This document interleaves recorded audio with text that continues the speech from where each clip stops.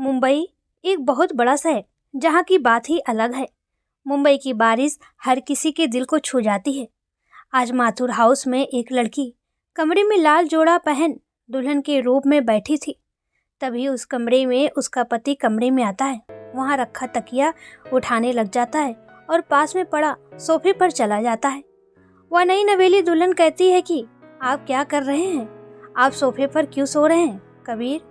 कबीर तकिया को सोफे पर रखते हुए कहता है कि जानता हूँ तुम क्या सोच रही हो, लेकिन मैंने तुमसे पहले ही कहा था मेरे लिए यह शादी सिर्फ एक समझौते की शादी है, इससे ज्यादा कुछ नहीं है।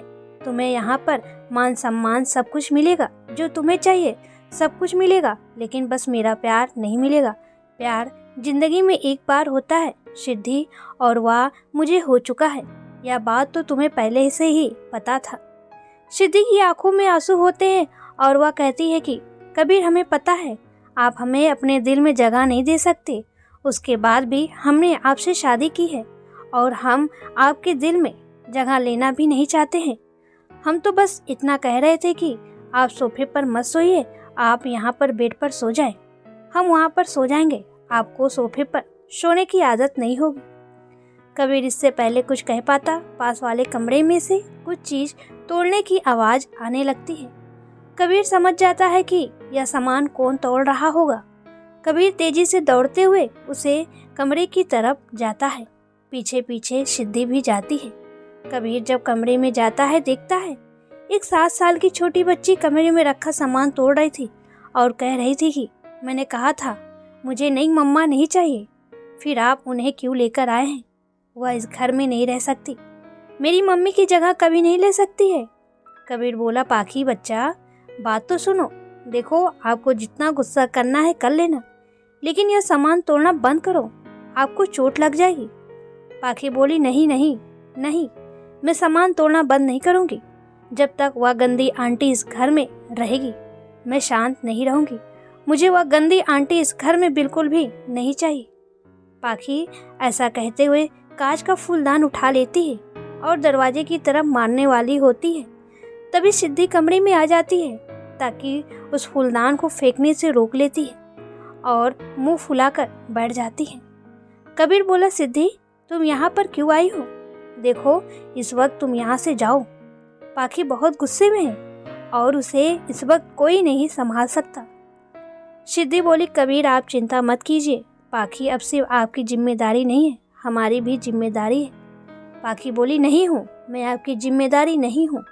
आपको बिल्कुल पसंद नहीं करती हूँ। आप मेरे कमरे से चली जाइए, वरना मैं चली जाऊंगी।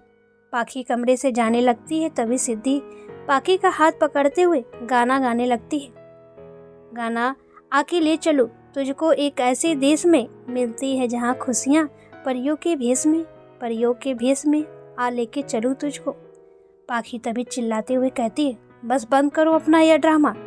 इस तरह मेरी मम्मा का नाटक करते हुए तुम मेरी मम्मा नहीं बन जाओगी। तुम इस घर में आ गई हो, लेकिन मेरी मम्मा की जगह कभी नहीं ले सकती। सिद्धि बोली, बच्चा, हम आपकी मम्मा की जगह लेना नहीं चाहते हैं, बस आपके दिल में अपने लिए जगह बनाना चाहते हैं। आपको जितना वक्त लेना है आप ले सकती हैं, लेकिन प्लीज़ इस तरह गुस्सा मत कीजिए। आपको गुस्सा करना है तो आप हम पर गुस्सा कीजिए, इस तरह सामानों पर नहीं, आपको चोट लग सकती है। पाखी बोली, अपनी मीठी मीठी बातें करना बंद करो।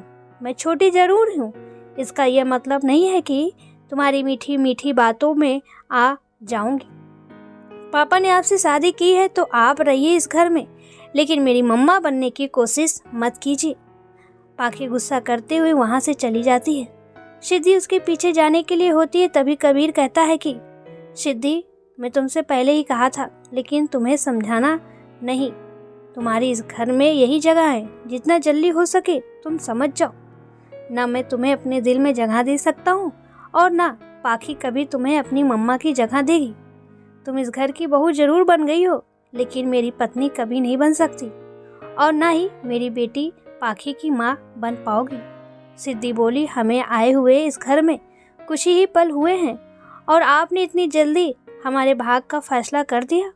अगर हमारे भाग ने आप दोनों से मिलाया है तो उसके पीछे कोई ना कोई तो वजह होगी। कबीर बोला, वजह का तो पता नहीं, लेकिन मेरे भाग में तुम्हारा नाम कभी नहीं होगा। कबीर माथुर सिर्फ एक ही लड़की से प्यार करता था और उसके जाने के बाद किसी और से प्यार कभी नहीं कर सकता। कबीर इस तरह कहकर अपने कमरे में चला जाता है और जाकर सोफे पर सो जाता है। बेचारी सिद्धि आंखों में आंसू लेकर बेड पर बैठ जाती है। आज उसका इस घर में पहला दिन था और उसका स्वागत इस तरह हुआ। बैठे बैठे कब उसकी आंख लग जाती है पता ही नहीं चलता और वह सो जाती है। अगली सुबह सिद्धि उठती है तो खिड़की की तरफ जाती है। वह खिड़की से पर्दे हटाने लग जाती है। पर्दे हटाने के बाद सूरज की किरण उसके चेहरे पर पड़ती है। उसका चेहरा खिलखिला उठता है, लेकिन सूरज की किरण कबीर के चेहरे पर जा रही थी। कबीर अपने चेहरे पर तकिया रख लेता है और कहता है कि मेरे कमरे में रहना है तो मेरे हिसाब से रहना होगा। खिड़की बंद करो, मुझे सुबह की किरण बिल्कुल भी पसंद नहीं है। नफरत है मुझे इस सुबह की किरण से। तुम्हें सुनाई नहीं दे रहा मैंने क्या कहा? सिद्धि टकाटक कबीर को देखे जा रही थी। सिद्धि को सुबह की पहली किरण बहुत पसंद थी, इसलिए वह चाहती थी कि यह किरण कबीर की जिंदगी में भी रोशनी लेकर आए, लेकिन कबीर को यह बिल्कुल भी बर्दाश्त नहीं हो रहा था। कबीर अपने चेहरे से तकिया हटा देता है और तेजी के साथ सिद्धि के पास जाता है। उसका हाथ कसकर पकड़ लेता है और कहता है कि तुम्हें एक बार सुनाई नहीं दिया मैंने क्या कहा? सिद्धि बोली, हमने सुना, लेकिन हम जानबूझकर बंद नहीं कर रहे हैं। जरा उस तरफ देखिए, सुबह की किरण कितनी खूबसूरत है। बस मन करता है कि उसी की तरफ देखे जाएं। आपको इस सुबह की किरण से इतनी नफरत क्यों? कबीर बोला, तुम मेरी माँ की पसंद हो, मेरी नहीं। हम दोनों के बीच सिर्फ नाम का रिश्ता है, इसलिए मेरी जिंदगी के बारे में जानने की कोशिश मत करो। तुम्हारी वजह से मेरी नींद खराब हो गई है। आज तुमने इस तरह खिड़की से पर्दे हटा दिए हैं, लेकिन कल से मत हटाना। और अगर तुम्हें इतनी ही सुबह की पहली किरण पसंद है तो तुम जाकर दूसरे कमरे में रह सकती हो। इस घर में बहुत सारे कमरे हैं। कबीर इस तरह गुस्सा करते हुए खिड़की पर वापस से पर्दे लगा देता है और जाकर सोफे पर लेट जाता है। सिद्धि कबीर का गुस्सा समझती थी, इसलिए उसने कुछ नहीं कहा और तैयार होने के लिए चली जाती है। सिद्धि जल्दी जल्दी तैयार होकर नीचे आ जाती है, जहाँ पर कबीर की माँ बैठी थी, कौशल्या माथुर, जो बड़े नरम स्वभाव की थी और सिद्धि को बहुत पसंद थी भी करती थी। कौशल्या जी सिद्धि को इतनी सुबह उठती देखकर कहती है कि अरे बेटी, तुम इतनी जल्दी उठ गई। इतनी जल्दी उठने की क्या जरूरत थी? घर में नौकर चाकर हैं काम करने के लिए, और वैसे भी आज तुम्हारी मुँह दिखाई की रस्म है, तो तुम आराम करो। सिद्धि कौशल्या जी के पैर छूते हुए कहती है कि माँ जी, हम जानते हैं कि आप हमसे बहुत प्यार करती हैं और चाहती हैं कि हम आराम करें, लेकिन हमें आराम करना बिल्कुल पसंद नहीं है। हम अपने घर में भी इतनी जल्दी ही उठते हैं और फिर यहाँ तो हमारी जिम्मेदारी भी है। कबीर को भी ऑफिस जाना होगा और पाखी का भी तो स्कूल है। आप तो जानती हैं पाखी हमें बिल्कुल भी पसंद नहीं करती है। हम अपने प्यार से उसका दिल जीतना चाहते हैं, इसलिए हम आज से ही कोशिश कर रहे हैं उसके दिल में अपने लिए जगह बनाने की। कौशल्या बोली, बिटिया, मैं तो बहुत सौभाग्यशाली हूँ जो मुझे तुम्हारे जैसी बहू मिली है। न जाने पिछले जन्म में मैंने कौन से अच्छे कर्म किए होंगे जो इस जन्म में मुझे तुम्हारी जैसी बहू मिली है, इतनी समझदार, सुशील, सुंदर। अच्छा ठीक है, तुम पाखी के लिए कुछ करना चाहती हो तो फिर मैं मना कैसे कर सकती हूँ। तुम जाओ और पाखी के लिए जो भी करना चाहती हो कर सकती हो, लेकिन याद रखना कुछ भी अकेले मत करना। वहाँ पर नौकर हैं, तुम नौकरों की मदद लेती रहना। सिद्धि बोली, धन्यवाद माँ जी। वैसे पाखी को क्या पसंद है खाने में? हम उसकी पसंद का ही खाना बनाना चाहते हैं। कौशल्या बोली, ठीक है, मैं भी तुम्हारे साथ चलती हूँ, तुम्हें बताती हूँ कि उसे क्या क्या पसंद है। सिद्धि कौशल्या जी के साथ रसोई में आ जाती है और बहुत प्यार से कबीर और पाखी के लिए खाना बनाने लग जाती है। दोनों की पसंद का सिद्धि जल्दी जल्दी खाना बनाकर टेबल पर लगा देती है और कबीर पाखी को आवाज़ देने लग जाती है। पाखी स्कूल के लिए तैयार हो रही थी। तैयार होने के बाद अपने कमरे से बाहर आ जाती है। उधर कबीर भी ऑफिस जाने के लिए आ जाता है। सिद्धि कहती है कि आप दोनों आ गए, हम आपका ही इंतजार कर रहे थे। आप खड़े क्यों हैं? बैठिए ना, आज हमने आप दोनों की पसंद का खाना बनाया है। पाखी बोली, पापा आपको देर लगेगी, मैं जाऊं ड्राइवर अंकल के साथ स्कूल? कबीर बोला, नहीं, मुझे देर नहीं लगेगी, मैं चल ही रहा हूँ बस। सिद्धि बोली, पाखी कम से कम नाश्ता तो कर लो। अच्छा ठीक है, आपको नाश्ता नहीं करना तो आप यह टिफ़िन ले जाइए, हमने टिफ़िन में आपकी पसंद का सारा खाना रख दिया है। पाखी बोली, अपना टिफ़िन अपने पास रखो, मुझे नहीं चाहिए, मैं भूखी रह जाऊंगी, लेकिन आपके हाथों का खाना बिल्कुल नहीं खाऊंगी। चलिए पापा। सिद्धि बोली, कबीर क्या आप भी हमारे हाथों का खाना नहीं खाएंगे? कबीर बोला, मुझे ऑफिस जल्दी जाना है और पाखी को भी स्कूल छोड़ना है, तो मैं चलता हूँ। सिद्धि बोली, कोई बात नहीं, तो आप टिफ़िन ले जाइए, हमने आपका भी टिफ़िन तैयार कर रखा है। कबीर बोला, नहीं, मुझे मीटिंग के लिए बाहर जाना है, तो मैं वहीं पर खाना खा लूँगा, टिफ़िन की कोई ज़रूरत नहीं है। कबीर और पाखी बिना खाना खाए चले जाते हैं। सिद्धि ने इतने प्यार से दोनों के लिए खाना बनाया था, लेकिन दोनों ने एक बार भी खाकर भी नहीं देखा। सिद्धि बेचारी कुर्सी पर बैठ जाती है और आंखों में आंसू आ रहे थे। तभी कौशल्या जी कहती हैं कि जानती हूँ इस वक्त क्या बीत रही होगी तुम पर, लेकिन दोनों को थोड़ा वक्त दो। कौशल्या जी सिद्धि के सर पर हाथ फेरते हुए कहती है कि अच्छा अब तुम जाओ, आज मुँह दिखाई की रस्म भी है ना, तो तुम तैयार हो जाओ, थोड़ी देर में मेहमान भी आने वाले होंगे। सिद्धि बोली, क्या कबीर नहीं आएंगे? कौशल्या बोली, तुम उस नालायक की चिंता मत करो, मैं उसे फ़ोन करके बुला लूँगी, तुम बस जाकर तैयार हो जाओ, आखिर सबको भी तो पता चले मेरी बहू कितनी खूबसूरत है, कितनी संस्कारी है और कितनी प्यारी है। कौशल्या के समझाने पर सिद्धि चली जाती है अपने कमरे में तैयार होने के लिए। थोड़ी देर में कौशल्या जी आती हैं और कहती है, सच में आज तुम बहुत ज़्यादा खूबसूरत लग रही हो, मेरी जितनी भी सहेलियाँ आई हैं सब देखकर जलने वाली हैं कि मेरी बहू इतनी खूबसूरत है। अच्छा चलो नीचे, सब इंतज़ार कर रहे हैं। कौशल्या जी सिद्धि को लेकर नीचे आ जाती है और मुंह दिखाई की रस्म शुरू हो जाती है। कौशल्या जी की सहेलियाँ सिद्धि को देखकर बस एक ही बात कह रही थी। सुलेखा बोली, कौशल्या मानना पड़ेगा, तुमने बहुत ही लाखों में एक बहू ढूंढी है अपने बेटे के लिए, बहुत ही ज़्यादा खूबसूरत है, तुम्हारे तो भाग ही खुल गए। और सिद्धि बेटा, तुम इस घर को हमेशा खुशियों से भरे रखना और कौशल्या जी को भी जल्दी से पोते का मुंह दिखा दो। यह गले का हार है तुम्हारे लिए, तुम्हें पसंद आएगा। सिद्धि सुलेखा के पैर छूने लग जाती है, लेकिन तभी उसे चक्कर आ जाता है और वह नीचे गिर पड़ती है। कौशल्या और बाकी मेहमान उसे संभालने के लिए आते हैं। तभी सुलेखा कहती है, सुलेखा बोली, कौशल्या तुमने बताया नहीं तुम्हारी बहू माँ बनने वाली है, लेकिन ऐसा कैसे हो सकता है? तुम्हारे बेटे बहू की तो कल ही शादी हुई है, फिर सिद्धि इतनी जल्दी माँ? इसका मतलब तुम्हारी बहू सिद्धि पहले से ही प्रेग्नेंट थी। हाय हाय, कैसा जमाना आ गया है, शादी से पहले माँ बनने वाली है। लेकिन कौशल्या जरा ये तो बताओ कि तुम्हारी बहू के पेट में किसका बच्चा है? देखो इतना तो हम सबको भी पता है कि यह बच्चा कबीर का तो हो ही नहीं सकता। अरे कबीर ने तो यह शादी सिर्फ तुम्हारी खुशी के लिए की है, वरना वह तो शादी भी नहीं करना चाहता था। बताओ ना कि तुम्हारी बहू के पेट में किसका बच्चा है? तभी चिल्लाने की आवाज़ आती है, आप सब अपनी बकवास बंद कीजिए, आप सबको कोई हक नहीं है मेरे घर में आकर मेरी वाइफ के ऊपर उंगली उठाने का। सुलेखा बोली, अरे कबीर बेटा, तुम इतना गुस्सा क्यों कर रहे हो? हम तो वही पूछ रहे हैं जो सच है, हमने ऐसा क्या गलत कह दिया, यही तो पूछ रहे हैं कि इसके पेट में किसका पाप पल रहा है। कबीर बोला, सिद्धि मेरी पत्नी है, इस नाते उसका होने वाला बच्चा भी मेरा बच्चा है, और खबरदार जो आपने इस बच्चे को पाप कहा तो मैं भूल जाऊंगा कि आप बड़ी हैं। सुलेखा बोली, अरे कबीर बेटा, तुम किसी और के बच्चे को अपना बच्चा कैसे कह सकते हो? उसे अपना नाम कैसे दे सकते हो? कबीर बोला, क्यों नहीं दे सकता?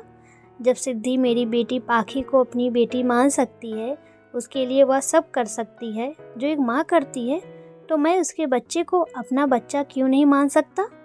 हर बार एक औरत से ही क्यों उम्मीद की जाती है कि वह दूसरे के बच्चे को अपना बच्चा माने, उसे माँ का प्यार दे? एक आदमी से यह उम्मीद क्यों नहीं की जाती है कि वह दूसरे के बच्चे को अपना बच्चा माने, उसे पिता का प्यार दे? क्यों?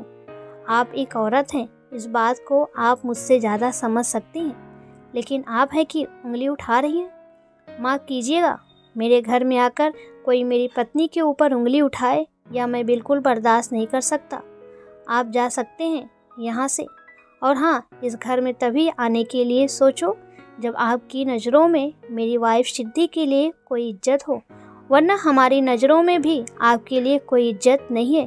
अब जाइए यहाँ से।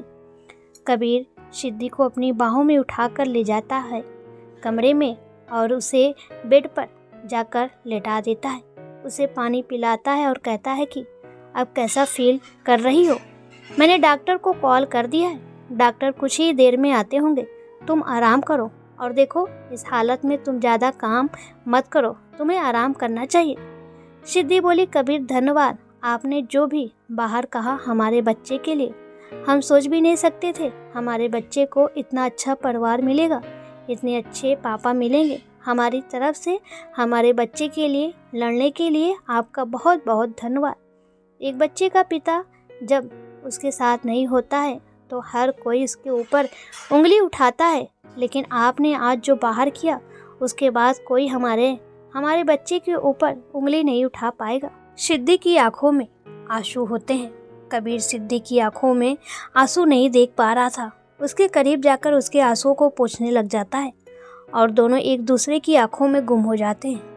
कबीर कहता है कि तुम्हारे और मेरे बीच में कोई रिश्ता हो या ना हो, लेकिन तुम्हारे बच्चे से मेरा रिश्ता है। तुम इस बच्चे की चिंता मत करो, या जब इस दुनिया में आएगा तो इसे मैं दुनिया की हर खुशी दूंगा। मेरे लिए मेरी बेटी पाखी और यह बच्चा दोनों एक जैसे ही होंगे। मैं दोनों में कभी कोई भेदभाव नहीं करूंगा। सिद्धि बोली, सिर्फ इस बच्चे के लिए ही तो हमने आपसे शादी की है, क्योंकि हम अपने बच्चों को एक पिता का नाम देना चाहते हैं, पिता का प्यार देना चाहते हैं। हम हर कमी पूरी कर सकते, लेकिन जब हमारा बच्चा बड़ा होकर हमसे पूछता कि मम्मी मेरे पापा कौन है, तो हम क्या कहते? उसके पापा तारा बन चुके हैं, उसके पापा इस दुनिया में नहीं हैं। हमने तो खुद को समझा लिया, अपने दिल को समझा लिया कि अब वह कभी वापस नहीं आ सकते, लेकिन शायद हमारा बच्चा खुद को नहीं समझा पाता। हम किसी और से शादी करना नहीं चाहते थे, क्योंकि हम भी उनके अलावा और किसी से प्यार नहीं कर सकते, लेकिन अपने बच्चों की खुशी के लिए हमें आपसे शादी करनी पड़ी। कबीर बोला, हमारी शादी सिर्फ बच्चों के लिए ही हुई है। पाखी की मम्मी के जाने के बाद मैंने जीना ही छोड़ दिया था। पाखी उसी के लिए ही तो मैं जी रहा हूँ। मैं किसी और से शादी नहीं करना चाहता था, लेकिन माँ चाहती थी कि मैं शादी करूँ ताकि मेरी बेटी पाखी को माँ का प्यार मिल सके। मैं अपनी बेटी को हर खुशी दे सकता हूँ, लेकिन शायद एक माँ का प्यार कभी नहीं दे सकता। लेकिन तुम आ तो गई इस घर में, पर क्या उसकी माँ बन पाओगी? क्योंकि वह इतनी आसानी से तुम्हें अपनी माँ की जगह तो नहीं देगी। सिद्धि बोली, जानते हैं मुश्किल है, लेकिन कोशिश तो कर सकते हैं ना। क्या पता एक दिन हमारी कोशिश कामयाब हो जाए और पाखी हमें अपनी माँ मानने लगे।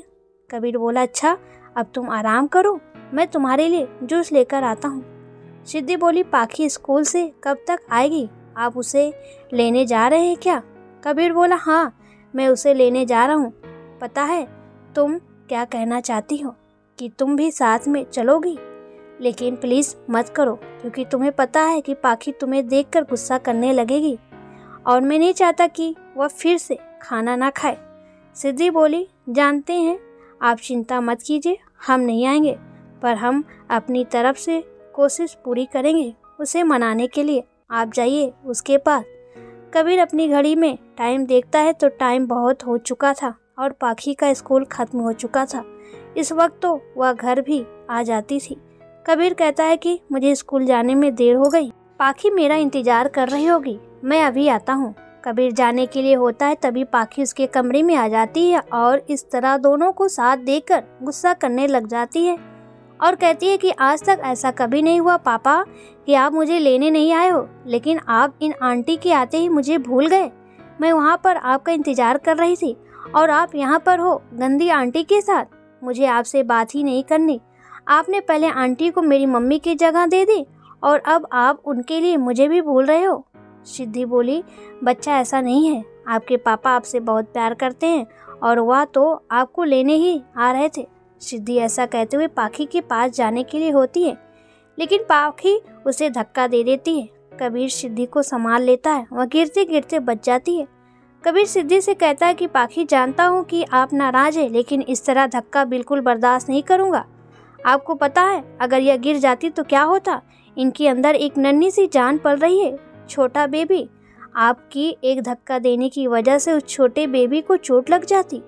कुछ नहीं कह रहा, बस इतना कहना चाहता हूँ कि अगर आपको बात करनी है तो दूर से, आज के बाद आप धक्का बिल्कुल नहीं देंगी। पाखी बोली, पापा आप पहले तो ऐसे नहीं थे, उनके आते ही मुझे डांटना शुरू कर दिए। पहले मैं ही आपके लिए सब कुछ थी, लेकिन अब यह आपके लिए सब कुछ है। जब से मेरी मम्मी गई है मैं बहुत अकेली पड़ गई हूँ। आप भी मुझे प्यार नहीं करते, मुझे आपसे बात ही नहीं करनी है। मैं जा रही हूँ अपने कमरे में। सिद्धि बोली, पाखी। कबीर बोला, सिद्धि जाने दो उसे, वह अभी कुछ नहीं समझने वाली है और तुम्हारा इस हालत में उसके पीछे जाना सही नहीं है। तुम आराम करो, मैं उससे बात कर लूँगा। सिद्धि बोली, कबीर कैसी बातें कर रहे हैं, हम कैसे जाने दे सकते हैं? वह हमारी बेटी है, हम उसे दर्द में नहीं देख सकते। अगर वह हमसे नाराज है तो उसकी नाराज़गी हमें ही दूर करनी होगी। आप चिंता मत कीजिए, हम अपना ध्यान रखेंगे, अपना और अपने बच्चे का ध्यान रखेंगे, लेकिन इस वक्त हम अपनी बेटी को अकेले नहीं छोड़ सकते। कबीर बोला, ठीक है तो फिर मैं भी चलता हूँ, क्योंकि वह बहुत गुस्से में है। सिद्धि बोली, नहीं, आप हमारे साथ नहीं आएंगे, यह माँ बेटी की बीच की बात है, हमें संभालने दीजिए, हम संभाल लेंगे। और जब तक हम कोशिश नहीं करेंगे उसकी माँ बनने की तो हम कैसे बन पाएंगे? आप हम दोनों के बीच में मत आइए।